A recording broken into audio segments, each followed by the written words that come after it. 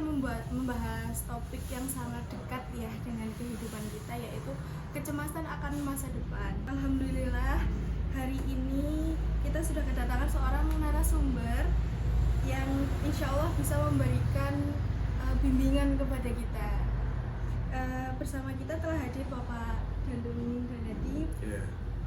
Beliau selama ini aktif dalam dakwah serta pembinaan umat.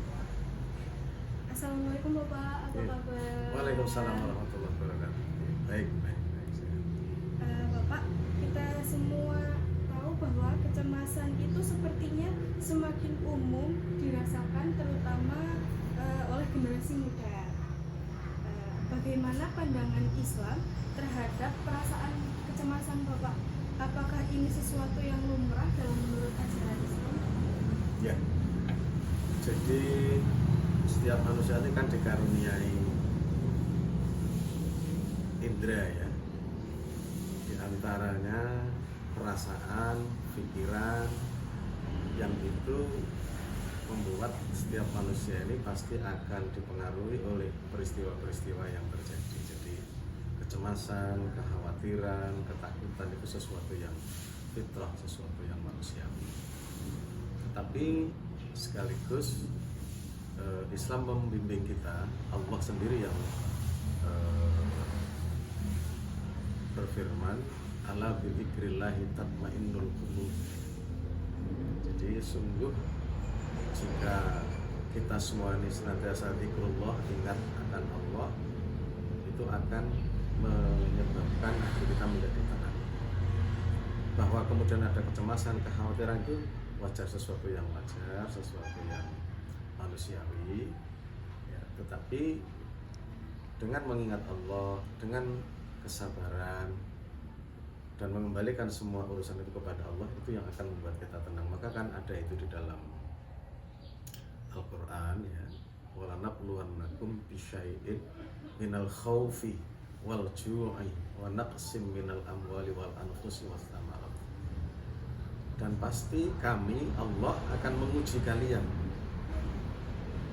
wala nabluwannakum bisyai'in, dengan sedikit ya, rasa takut, wal ju' kelaparan, wa naqsim minal amwali wal anfus, dikurangi jiwa orang-orang yang kita cintai. Mungkin orang-orang yang kita cintai wafat, kembali ke hadirat Allah. Kemudian wasamarat, buah-buahan yang sedikit ya, atau ujian-ujian yang lain. Nah, maka di situ ada kalimat wabasyiris sabirin, berilah kabar gembira kepada orang-orang yang sabar. Alladzina idza asabatkum musibatun qalu inna lillahi wa inna ilaihi raji'un. Yang manakala mereka itu ditimpa dengan ujian, cobaan, musibah, mereka sabar. Siapa yang sabar itu? Alladzina idza asabatkum musibah, kalau mereka diuji oleh Allah dengan berbagai macam ujian itu, mereka mengatakan sekaligus meyakini innalillahi wa inna ilaihi raji'un. Kita semua ini milik Allah dan kepada Allah kita akan kembali. Nah, masih lanjut itu. Ulaika alaihim sholawatu mir rabbihim warahmah wa ulaika humul muhtadun. Orang-orang yang ketika menghadapi musibah itu mengembalikan semuanya kepada Allah, sabar, mereka lah yang mendapatkan keberkahan dan kasih sayang dari Allah, dan mereka lah orang-orang yang mendapatkan petunjuk. Jadi kecemasan, ketakutan, kekhawatiran wajar manusiawi, tapi Allah sekaligus memberikan cara supaya manusia ini bisa mendapatkan ketenangan. Itu. Apakah ada tanda-tanda zaman atau realitas di dunia yang menyebabkan perasaan kecemasan itu meningkat menurut sudut pandang syariat? Menurut sudut pandang syariat, ya, jadi dari waktu ke waktu kita ini kan mengalami perubahan ya. Kalau yang nyata perubahan pola hidup dipengaruhi oleh perubahan kemajuan teknologi, ya otomatis ya, peningkatan di bidang teknologi, perubahan pola hidup, bagaimana orang berinteraksi. Ya kalau kita rinci secara budaya orang memenuhi hajat hidupnya, berdagang, kemudian di bidang pendidikan, di bidang apapun lah begitu, otomatis ya memang ada semacam peningkatan gitu ya dalam hal kekhawatiran. Apakah ada tanda-tanda zaman atau realitas dunia yang menyebabkan perasaan kecemasan itu meningkat, Bapak, dalam pandangan syariat? Ya, tanda-tanda zaman, realitas dunia ya. Jadi memang semakin kesini dari dulu itu kan selalu ada peningkatan di bidang ilmu pengetahuan dan teknologi. Dengan bertambahnya ilmu pengetahuan dan teknologi juga semakin banyak informasi-informasi yang diperoleh oleh masyarakat, kan begitu. Dengan kemajuan ilmu pengetahuan dan teknologi itu bagaimana manusia ini memenuhi kebutuhan hidupnya di bidang apapun juga semakin meningkat. Jadi ya otomatis memang ada peningkatan dalam hal rasa khawatir, rasa cemas, khawatir gagal, cemas nanti akan mengalami ketidakberhasilan dan lain sebagainya. Itu sesuatu yang wajar. Itu kalau disebut sebagai fakta-fakta yang terjadi. Semakin kesini kita akan mengalami peningkatan dalam hal ilmu pengetahuan dan teknologi. Yang kedua, dari sisi syariat ya semakin banyak informasi yang bisa diakses, semakin mudah kita berkomunikasi. Itu juga ada sisi-sisi baik buruknya. Kalau misalnya orang bisa menyaring sesuatu yang baik dari informasi-informasi yang dia peroleh, dia bisa menerapkan dalam hidupnya sesuatu yang baik. Tapi ketika seseorang ini justru lebih cenderung terpengaruh hal-hal yang buruk, ya secara syariat, kemudian dia menyelisihi syariat, ya, seolah-olah dia ini kemudian barangkali karena keliling kita difahaminya itu mungkin salah atau kurang tepat kan, sehingga kalau dari sudut pandang syariat, kecemasan kita orang untuk kemudian tidak lagi taat pada syariat itu sesuatu yang wajar, ada peningkatan di sana. Ya, itu. Tapi juga ada, jangan dilupakan, jangan dihilangkan, misalnya virus kebaikan. Orang yang dulu terbatas informasinya karena ada informasi yang begitu luar biasa, orang kemudian juga menjadi baik karena tertular virus kebaikan. Dan sebaliknya, kalau virusnya virus yang buruk, orang juga mudah untuk kemudian tertular virus yang buruk. Itu kalau dari sudut pandang syariat. Jadi kalau korelasinya dengan kecemasan, ya otomatis semuanya pasti ada peningkatan. Kalau kita kembali ke Al-Quran, Bapak, pasti ada banyak pelajaran gitu. Tapi ada nggak sih ayat-ayat yang menenangkan hati kalau pas kita cemas? Ya, tadi sudah saya baca salah satunya. Ala bidzikrillah tatma'innul qulub. Atau yang kedua, kalau kita menyadari Al-Baqarah itu ya 155 itu, bahwa tadi Allah pasti akan menguji setiap manusia dengan berbagai macam ujian rasa takut itu. Tapi Allah sekaligus memberikan kabar gembira untuk orang-orang yang sabar, mengembalikan itu ke hadirat. Atau ada juga misalnya di dalam, boleh catat itu di surah Al-Anfal ya, ayat 45 sampai 47. Ya ayyuhalladzina amanu idza laqitum fi'atan fasbutu wadhkurullaha katsiran la'allakum tuflihun. Itu ayat 45. Wahai orang yang beriman, kalau kamu ketemu dengan pasukan musuh, memang ini ayat ini tentang perang Badar. Perang Badar itu umat Islam itu sepertiga jumlahnya dari orang kafir Quraisy. Jadi secara logika tidak akan menang. Tetapi sejarah mencatat dengan tinta emas mereka menang gila-gilaan. orang atau mufasir atau kita boleh mengartikan ketemu dengan pasukan musuh itu ketemu dengan ujian, dengan cobaan, dengan problematika yang berat yang seolah-olah kita tidak mungkin bisa keluar dari problem itu. Ya ibaratnya umat Islam 1 melawan 3 itu kan seolah-olah mana bisa memenangkan. Tapi ini bukan soal logika manusia semata-mata, Allah ada di situ. Maka syarat pertama itu teguhkan hatimu menghadapi kesulitan-kesulitan. Yang kedua, wadhkurullaha katsiran. Ingatlah Allah sebanyak-banyaknya, zikir kepada Allah, senantiasa berdoa, sebut nama-nama Allah dengan kalimat thayyibah. Itu akan menenangkan hati. Jadi sekali lagi ya catat, tidak ada manusia yang tidak diuji dengan berbagai macam cobaan. Maka untuk bisa sukses keluar dari kesulitan, teguhkan hati, hadapi kesulitan itu. Yang kedua, wadhkurullaha katsiran. Sebutlah Allah sebanyak-banyaknya, selalu ingat Allah. Yang ketiga, wa atiullaha wa rasulah. Apapun yang kita lakukan jangan sampai keluar dari ketaatan kepada Allah dan Rasul. Yang keempat, wala tanaza'u fatafshalu wa tadhhabu rihukum. Jangan kamu suka berselisih. Kalau ini sebuah komunitas, keluarga, apakah organisasi atau apapun, kalau berselisih itu akan hilang kekuatan. Nah, yang kelima, wasbiru innallaha ma'as-sabirin. Sabar. Ini kan tadi dengan ayat Quran ya. Sabar. Innallaha ma'as-sabirin. Allah bersama orang yang sabar. Ya, saya teruskan saja. Ya, siap. Ya, jadi melanjutkan apa yang tadi ditanyakan dari Al-Quran ya, kiat-kiat untuk mendapatkan ketenangan, keberhasilan menghadapi berbagai macam ujian itu ada di dalam surah Al-Anfal. Al-Anfal itu surah ke-8 ayatnya 45, 46 dan 47.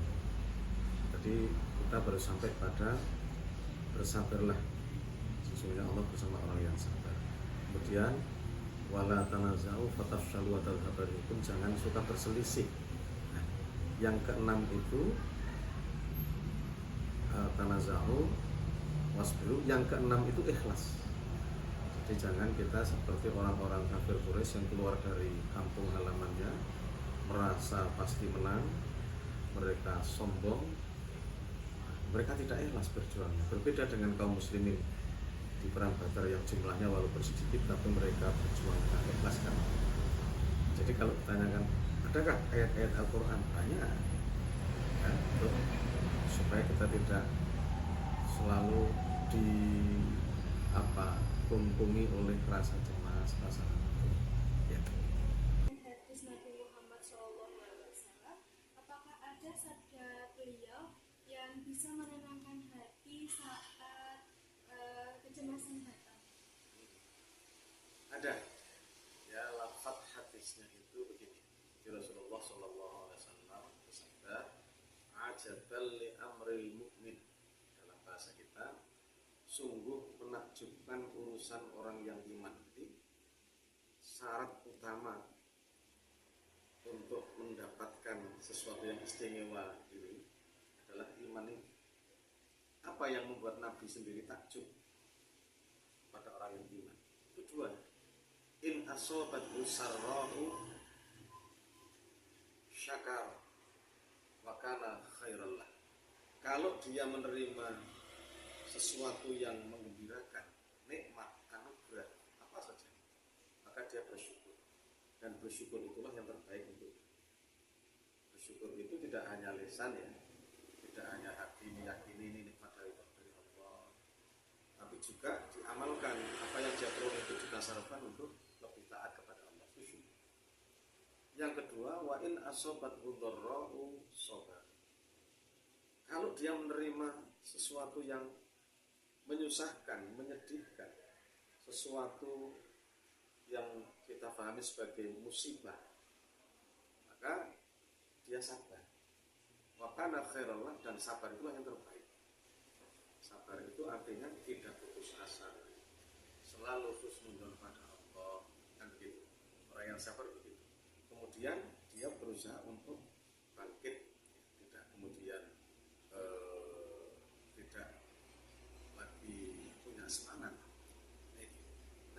kalimat yang indah dari hadis Rasul ini. Walaisa dzalika li ahadin illa lil mu'min. Tidak ada yang bisa begitu, yang bisa bersikap syukur ketika menerima nikmat, sabar ketika menerima musibah. Tidak ada yang bisa begitu kecuali hanya orang yang iman. Itu ada hadisnya.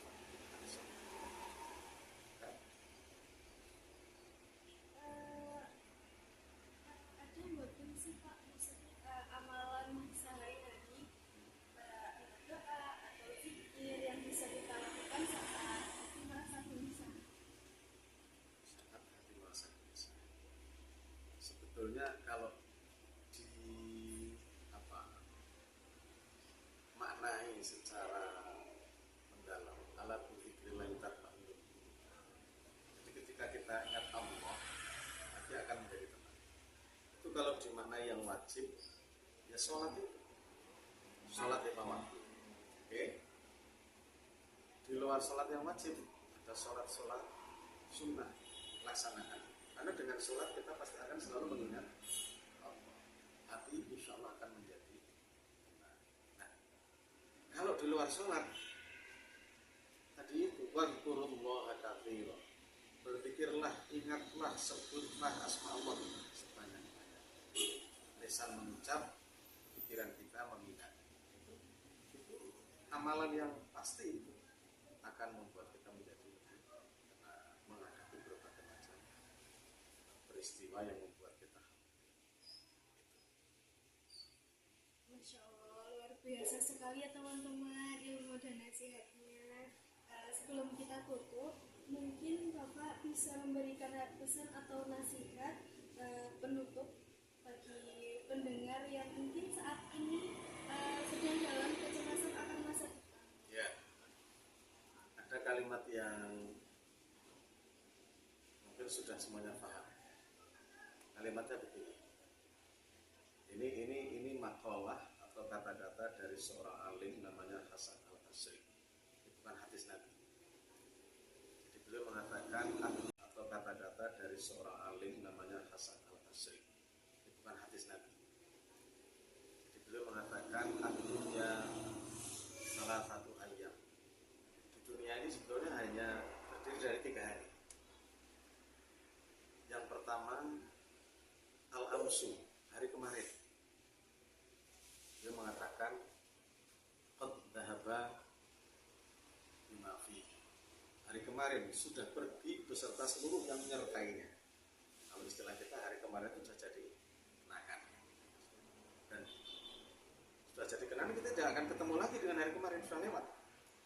Bersama seluruh yang menyertainya, kita berbuat baik, berbuat jelek, sudah lewat. Yang pertama. Yang kedua, amal ghadan yang disebut justru hari esok dulu. Hari esok, kata beliau, la'allaka la tudriku. Bisa jadi kamu tidak akan ketemu dengan hari esok. Karena kita paham kematian kan bisa datang kapan saja. Jadi sekali lagi, hari esok. Nah, kalau hari kemarin itu kenangan, hari esok adalah harapan. Karena Imam Hasan Al-Basri mengatakan belum tentu kamu ketemu hari esok.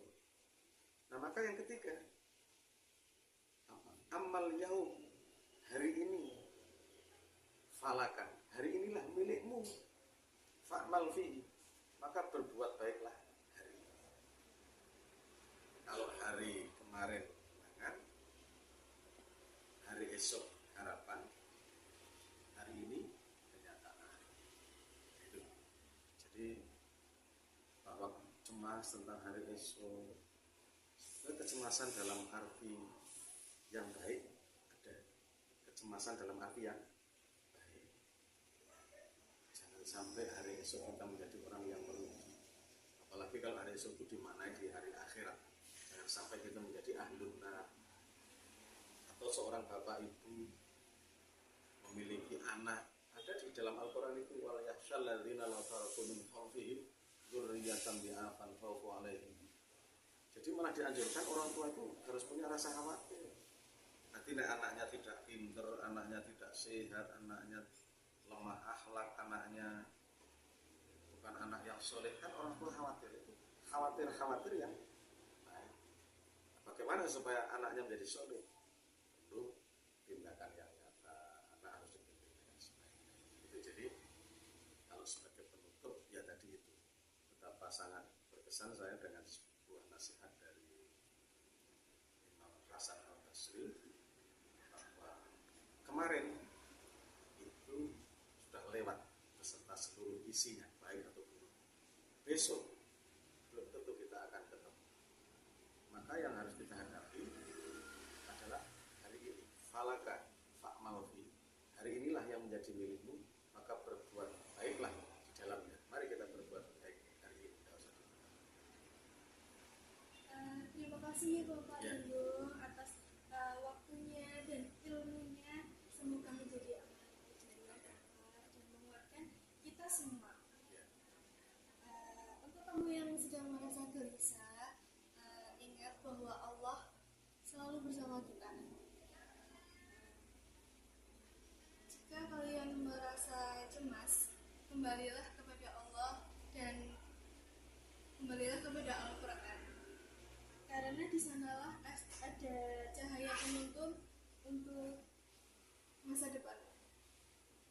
Sampai jumpa ya teman-teman. Terima kasih telah menonton video saya. Jangan lupa bagikan podcast ini jika podcast ini menurutmu bermanfaat untuk kamu dan masa depanmu.